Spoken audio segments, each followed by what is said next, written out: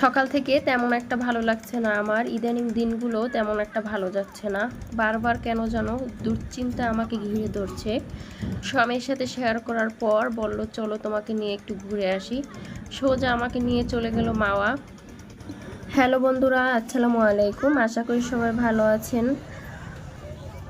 আমরা মাওয়াতে গিয়ে যখন পৌঁছেছিলাম তখন কিন্তু একদম সন্ধ্যা হয়ে গিয়েছিল। নেমেই দেখি এখানে আনারস মাখা, পেয়ারা মাখা, গাজর মাখা বিক্রি হচ্ছে। এখান থেকে আমরা আনারস মাখা খেলাম। খেতে কিন্তু মামার আনারস মাখাটা ভীষণ মজাদার ছিল।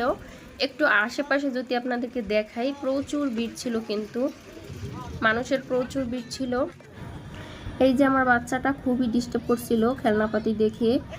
বাচ্চারা স্বাভাবিক এমনটা করবেই, কিন্তু ওকে নিয়ে কোথাও ঘুরতে গেলে মানে ওর সবই লাগবে। এই যে ওকে এখানে বসাতে চেয়েছিলাম, এখানে বসবে না। তারপর হাঁটতে হাঁটতে চলে গেলাম এরকমের একটা মাটির হাঁড়ি পেতিলের দোকানে। এরকমের মাটির হাঁড়ি পেতিলের দোকান কিন্তু মাওয়ায় অনেকগুলোই আছে।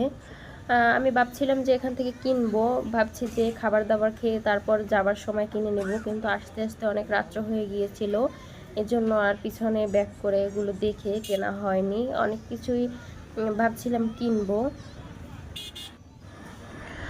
অনেকগুলোই দোকান দেখেছি প্রয়োজনীয় বাসার জন্য, অনেক কিছুই কেনার ছিল, কিন্তু সব কিছুর ভিতরে আমার এই জিনিসটা খুবই পছন্দ হয়েছিল বাসার জন্য। ভাবছিলাম যে আসার সময় কিনে নিয়ে আসবো, কিন্তু অনেক রাত্র হবার কারণে আর কেনা হয়নি। এই যে এখান থেকে হাঁসের ডিম নিলাম। এরপর একটু সামনে এগোতেই দেখি এখানে মাছের দোকান, মাছের বারবিকিউ, আরও অনেক কিছু এখানে খাবার দাবার আছে। এখান থেকে এখন কিনবো না, পরে আবার এই জায়গায় ব্যাক করব। সোজা চলে গেলাম কাঁকড়ার দোকানে। কাঁকড়া আমার ভীষণ পছন্দের একটি খাবার। এখানে নদীর পাঙ্গাস আছে।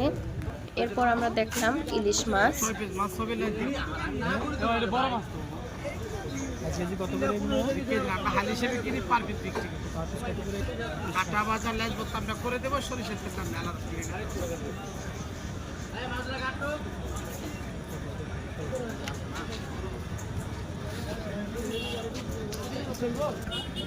সন্ধ্যা 6টার দিকে আমরা ইলিশ মাছ কিনে খাবার দাবার শেষ করে প্রায় 9টার দিকে এসেছি কোরাল মাছের বারবিকিউ খাবো বলে।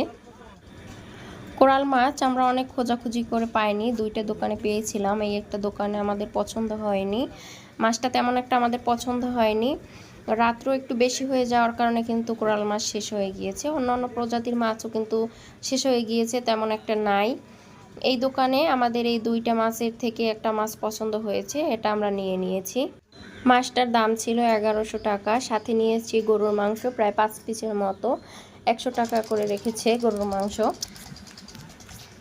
আর এই যে এখন বারবিকিউ হওয়ার পালা, ওয়েট করতে হবে। আমরা বসার জন্য খুব সুন্দর একটা সিট পেয়েছি একদম নদীর পাশে।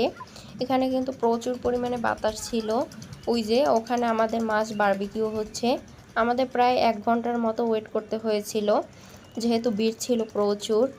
ওই যে এখান থেকে কিন্তু ওই যে পদ্মা সেতু দেখা যাচ্ছে, নদীর পাশে ভিউটা ছিল কিন্তু অসাধারণ।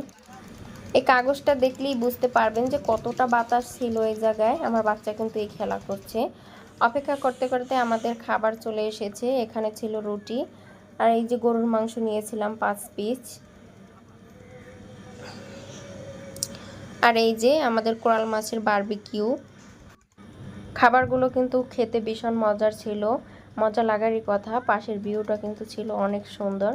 আমার হাজব্যান্ডকে ধন্যবাদ আমাদেরকে নিয়ে এত সুন্দর একটা সময় কাটানোর জন্য। আজকের ভিডিওটা এ পর্যন্তই। দেখা হবে নতুন কোনো ভিডিও নিয়ে। সকলে ভালো থাকবেন, সুস্থ থাকবেন। আল্লাহ হাফেজ।